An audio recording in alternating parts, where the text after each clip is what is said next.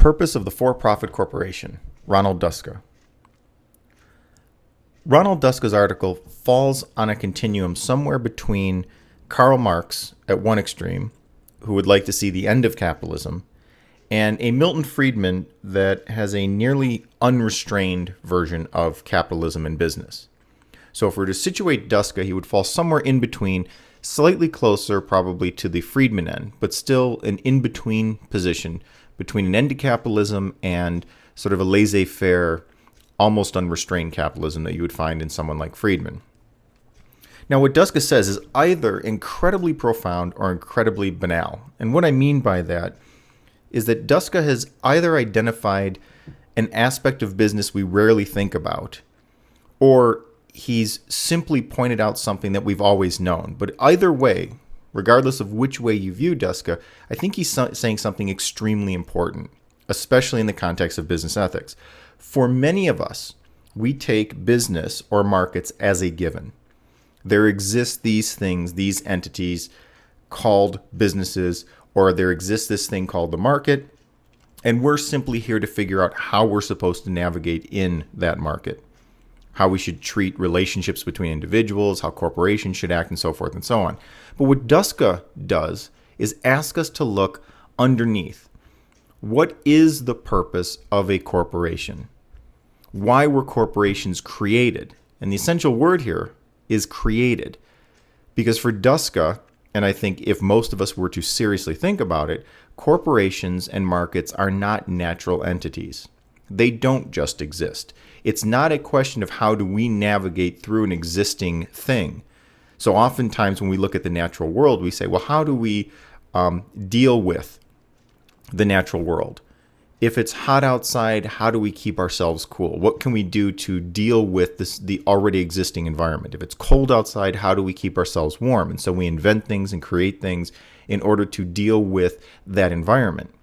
But what Duska wants us to do is look at this and say, wait a minute, these things aren't natural.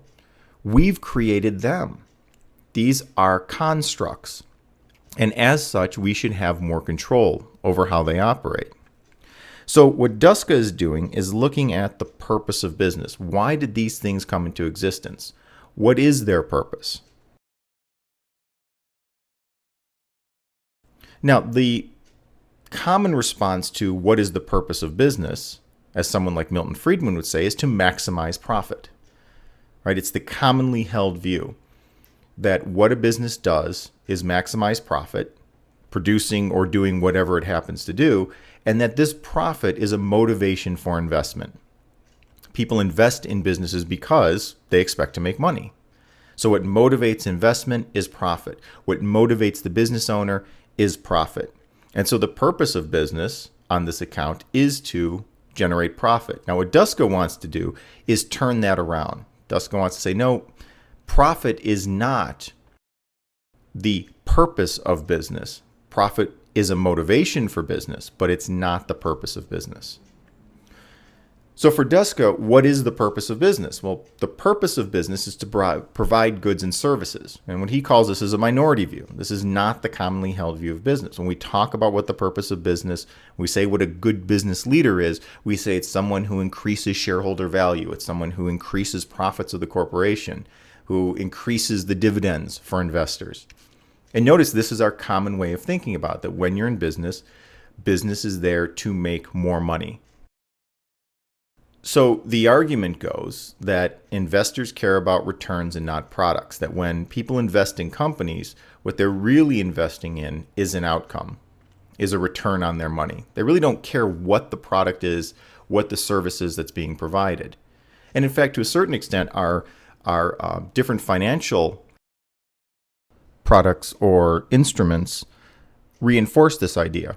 So we have things like mutual funds, and mutual funds are a collection of individual stocks, and the idea is that when you have a variety of stocks, that even if some do worse, others will do better, and that will sort of balance off. And so at the end of the day, you invest in a mutual fund and get a better return, because some companies can do worse, some can do better, and we're really not concerned with what makes up that mutual fund so long as at the end of the day, the mutual fund is making us money. So the commonly held view is that companies Businesses are about profit. But Duska wants us to think in terms of goods and services, that companies are and businesses are in place, were created to provide goods and services to society. Now, why this importance of purpose? Why do we need to know the purpose of business? So, for instance, we might say, well, look, for several hundred years now, businesses have operated under this sort of profit motive, right? We've accepted the fact that businesses are there to, or the purpose of business to make profit. But for Duska, he says, look, there's something philosophically and practically important about defining the purpose of business. The purpose of something determines when that something is acting appropriately. So he's taking this idea from Aristotle, where Aristotle says that we know a thing by what it's designed for, right? There's a proper function for everything. And says, look, if we want to know how a business is properly functioning or whether it's properly functioning, we need to know what the purpose of that thing is. So as you'll recall from the article, say, what makes a good hammer? It's something that hammers well. So I might say, well, a glass cup or a glass jar does not make a good hammer. Why not? Because the purpose, what it was intended to be used for, to hold liquid or water or something, is what it does well. Hammering a nail is not something that you want to use a glass for or a glass jar for. It's not a good thing. That's not what was intended. It wasn't what it was designed for. Once we know what the purpose of something is, we also define the responsibilities of that thing. So if I know why something was created, and in this case we might be talking about an institution or a market or a business, then I also know what responsibilities that thing might have. And this also, once we ask the question about purpose, this helps us determine what the criteria of evaluation. How do I know what to view as a good purpose or as a well-functioning whatever X? So if we're talking about business, how do I know what a well-functioning business is as opposed to a not so well-functioning business? That depends on what I think the purpose of business is. Just like, how do I know what a well-functioning automobile is? Well, I need criteria for a well-functioning automobile. If we're talking about a car, I might say, well, is it giving off the right amount of emission? Am I getting the miles per gallon that I'm supposed to be getting? Is it a smooth ride? Is it balanced? So does the car lean to the left or to the right when I'm driving? All of these things give me criteria of evaluation because we all know what a good car is. A car that drives in a certain way, has a certain emission, gets a certain certain miles per gallon, and so forth. So we need to know what the purpose of business is to determine whether or not businesses are going well. So what we want to emphasize here is what Duska is doing is changing this idea that there's a purpose and motivation are the same thing. For a long time, we've said that the purpose of business is the profit motive. So we've sort of conflated the purpose and the motivation. But those are really two separate things. The purpose of something and the motivation from doing something are two distinct ideas. So the purpose versus motive idea. The purpose is the what for. What was this created for? What was this designed for? Why is this in existence? The motive of something is the psychological forces that move us to act. So motive is a psychological thing, not a purpose or end. Why I do something is psychological. What something is for is something different, is objective. So we can take a look at the examples Duska gives in his article. What is the purpose of marriage? What is the motive for getting married? And we can have multiple. We can say socially, marriage might serve a very practical purpose. It helps in the raising of children. It helps in legal contracts and understandings. It tells us who's responsible for making decisions for children or for spouses. Right? So we have two individuals cohabitating. With marriage, we know who's responsible for making medical decisions when one or the other is incompetent in some way. And so the purpose of marriage might be all these very practical things. Now, what makes me want to get married is completely different. So there's an objective sense in which marriage has certain objective realities, inheritance and decision-making and children and so forth. But why does one get married? Well, one might get married out of love. Might be motivated to marry because I love my spouse or my future spouse. On the other hand, marriage might be motivated by a prearranged situation. So if I'm in a country in which marriages are prearranged, my motive might be to honor my family or honor my family's wishes. But notice that the motive can be completely different from the purpose, that I don't have to have the same motive for getting married as the purpose. I don't get married because I think, gee, it would be wonderful now if all property matters were handled, or it's wonderful now if all notions of childcare were handled. It might just be that I could come up with other ways of dealing with that through sort of civil contracts. And the other one that I think is important, I think this is particularly important for students, is to note the difference, or note how this purpose versus motive has actually infiltrated education. So let's set business aside for a moment and look at the notion of education. What is the purpose of education versus what is one's motive?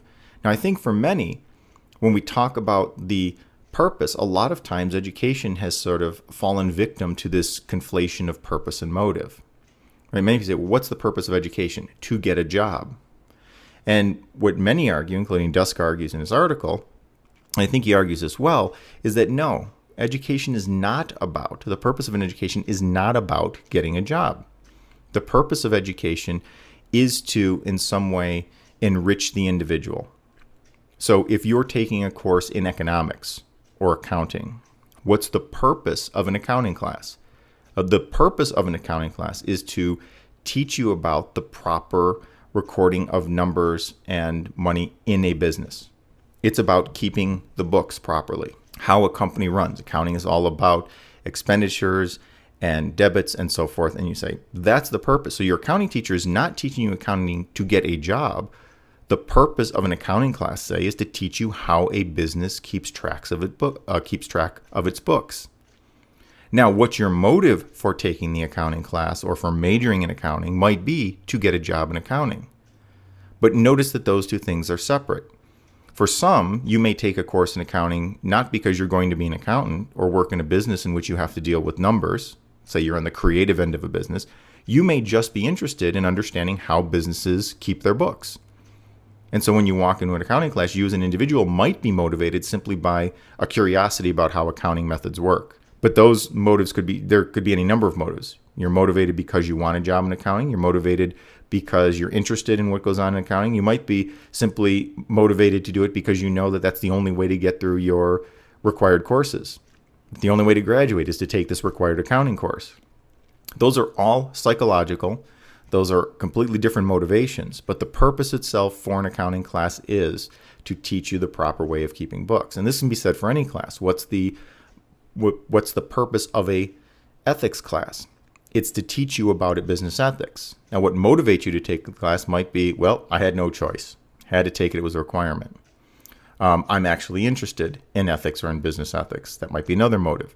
Might be I had nothing better to do. It fulfilled a requirement, and I really said that's just as good as any other class. So the motivation for doing something can be completely different than the purpose.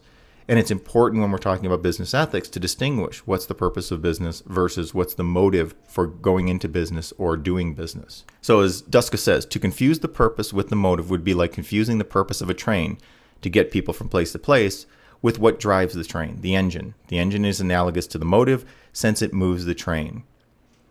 So we want to be clear, what's the purpose of a train is to transport people or goods from place to place.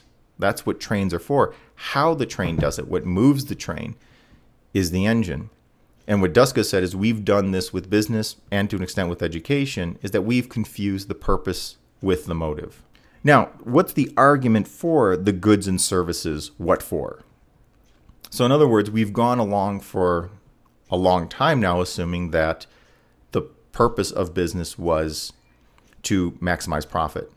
But what's the argument for the goods and services approach? Why should we view the purpose of business as something that provides goods and services for society? Duska's argument for the purpose of business being the provision of goods and services starts with the idea that business is a social convention. So when we think about this, say, why did businesses come into existence? Well, first of all, businesses were designed by humans, right? So there must have been a reason why we decided to engage in business practices, create businesses. Normally we think that things that society creates are not things that are meant to hurt society. So business is a social convention. The idea of money as a store of value, The idea of transactions and enforcing transactions as law means that we as a society believe business is a good thing, that it was going to help society, not hurt it. So business one was designed by humans. The rules of business have evolved over time, right? They've changed. We've amended the rules of business. We've added restrictions on business. This is because business is not natural, but it's a convention. It's something designed by humans. It has a set of rules and expectations. And those rules and expectations have changed over the years. So what you're allowed to do to employees, what you're allowed to expect of employees, how much you pay employees, are all things that we've said, look, as a part of the good of business, the purpose of business is to provide goods and services. And in so doing, we can control how that's done. So we set rules and expectations with the understanding that social institutions are created for the good of the group or society. Now, we recognize in the creation of our businesses, in the existence of corporations in the markets, that profits are a means of accomplishing the purposes of business. So notice we can make that distinction. We create institutions that we think are socially beneficial. And I don't think many of us would disagree that businesses of whatever sort we're talking about, whether it's businesses that create our cell phones or provide the food that we eat or the paper and pencils that we use or the computers or whatever, that these things are good. They provide a social good. That we would be worse off if all of us had to make our own paper, grow our own food, make our own clothes. Now, why do we want people to do that? Why do we want people to take on those social goods, provide those goods and services? Well, part of that, we're going to appeal to our nature. And our nature is that profit is one thing that motivates individuals. But we should be clear that the fact that many of us are motivated by profit and that people want more rather than less in general shouldn't take away from the fact that the institutions that we've designed are there to do some sort of good for us. They're there to provide a good or service for society. And when those businesses fail to provide a good or service, when they start to go awry of their purpose, then it's time for us to rein them in, that there's something wrong here, that they do not meet the criteria of a good business. So as Duska says, society instituted business and its practices and rules, by which we mean the competitive, profit-motivated free enterprise system to help itself, society, develop and survive. Hence, business is instituted to be beneficial to society. So it'd be odd, Duska's saying, to think that we created businesses, we create laws surrounding businesses that are bad for us. I mean, just think of how absurd this sort of sounds. Many times we treat businesses, and again, in law, we've treated businesses in some ways as if they're persons that can sort of do things that we have relatively little control over. But why would a society create an entity, a thing, that was harmful? Businesses are instituted. Their purpose, their teleology, as we would say philosophically, is to benefit society. And when they aren't benefiting society, when the way in which business is structured or business operates becomes harmful, then what Duska is saying is we're completely justified in reforming business practices and changing the way in which business is done. And part of where Duska sees businesses have going off the rails is that we've confused this purpose with the motive, that the profit motive has taken over the purpose of business and what it was originally designed for. So how did this get turned around? Well, in part, Duska thinks that the invisible hand idea from Adam Smith, for those not familiar, the invisible hand is the idea that markets and market transactions will sort themselves out. So let's say I produce paper clips, and paper clips, I'm the only paperclip manufacturer, and people really like paper clips, and they start buying these paper clips. Well, other people will see that there's a real demand for paper clips, and other people will get into the paperclip business. Now, when there's no one else in the paperclip business, the prices are fairly high because I'm the only one providing this valuable good. Other people get in, they start producing paper clips, which gives me competition, which means I have to lower my prices, and eventually we reach sort of an equilibrium. And if too many people get into the paperclip business, eventually only those that make paper clips efficiently and quickly and set the right price will survive, and other firms who are producing paper clips will eventually go out of business. So this invisible hand idea that the profit motive, along with competition and so forth, will sort of regulate markets. And the invisible hand justifies the motivation because it leads to utility. So what many people say is, well, look, this profit motive and people wanting to make money from selling paper clips will eventually lead to us all being better off, where we get fairly inexpensive, good paper clips. Now, later proponents of the invisible hand confuse the purpose or the objective with the motive or the subjective element. So instead of viewing the purpose as being the production of paper clips, because I really want to keep paper together, what happened is this invisible hand idea was that, well, now we're just simply going to focus on the motivation and the utility.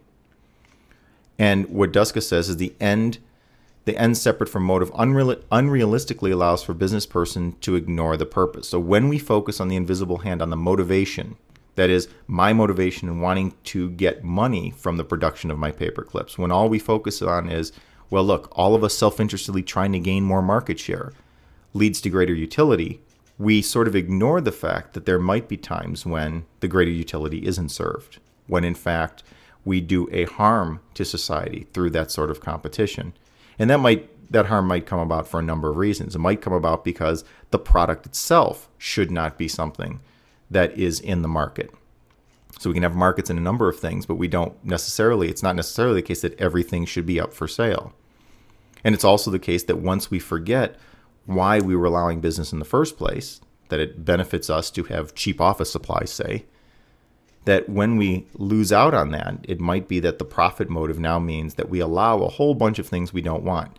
Environmental pollution in the production of paper and how the metals are mined and so forth and so on. And we say, look, we understand that the invisible hand, that the profit motive in competition is good, but that if we just focus on that, it might lead to practices that are detrimental to the environment and thus detrimental to society in general. So what sort of conclusions can we draw? Duska says, if we say that the purpose of business is to provide goods and services while the motive is making a profit, then the responsibility of the manager or agent of the business is not simply to pursue profits, but to pursue them regulated by the demand of the public interest. So overall, what this says is, unlike someone like Milton Friedman, what we can say is that business people, the agents, the managers of business, do in fact have an obligation to think of more than just profit. That at the end of the day, what they must also consider, and in fact what is primary to their business, is why they're producing what they're producing. What good or service are they providing, and are they doing it in a publicly responsible way? So it's not enough to just say, to give a nod to the shareholder saying, well, this is a legal business practice, and I'm simply here maximizing profits, even if it's at the expense of workers. Even if I can get away with a certain amount of pollution while legal is still detrimental to society. I can downsize, I can cut corners, I can do all these things because that maximizes profit. But that assumes that the primary motivation is the maximization of profit rather than providing a good and service in a socially responsible manner. So what this does is counter Friedman's view that the manager or the business or the corporation should be interested in socially responsible behavior. In fact, yes, the business should attempt to do things that are socially responsible. It might not mean that a business is going out and sort of providing welfare services, taking over other social services that normally would be relegated to government. But what it does say is you can't just view your business practice as consisting of what will make the most money.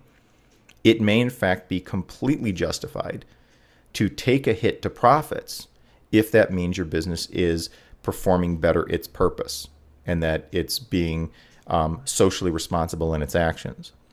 Now, as I mentioned previously, this still leaves open the question of what should or should not be produced. So one of the things that Duska does not go into is the question of, are there things that simply shouldn't be for sale?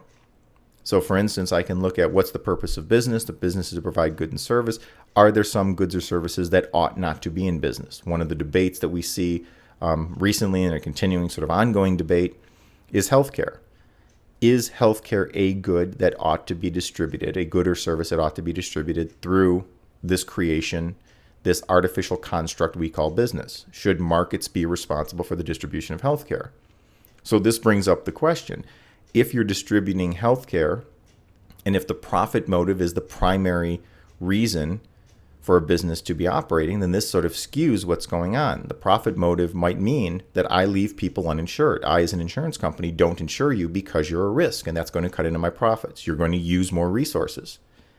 So the question might be, well, should that even be in the business sector? Should that be in the private sector at all? And if we're sort of listening to what Duska says, Duska might say, well, look, if you're providing a good or service, and that's your primary responsibility, and the profit motive is secondary, then it might be the case we need to rethink which things are in the market. Or if we're not rethinking what's in the market, we might say it is legitimate to restrict the profit that certain companies producing certain goods can make, because the whole point of allowing these individuals to do business, and remember, when I say allow, we're going against that Friedman notion of a natural right to business. We're looking at businesses as social constructs that are there to serve the public good. If that's the case, then it might be completely legitimate for me to say to a private business, you are not allowed to earn more than X amount of profit or percentage of profit. Or we might be able to say, as attempts have been, you are not allowed to exclude people from buying your good. You're not allowed to price it out of people's reach. And so these questions open up a whole number of other philosophical issues, practical issues, policy issues, and so forth. But we should recognize that Duska's article is incomplete in this way. And again, all articles to a certain degree are incomplete, right? This is beyond the scope of what he was talking about. So we want to keep in mind, and we'll address this issue when we look at SATs and the nature of markets and what should or shouldn't be for sale.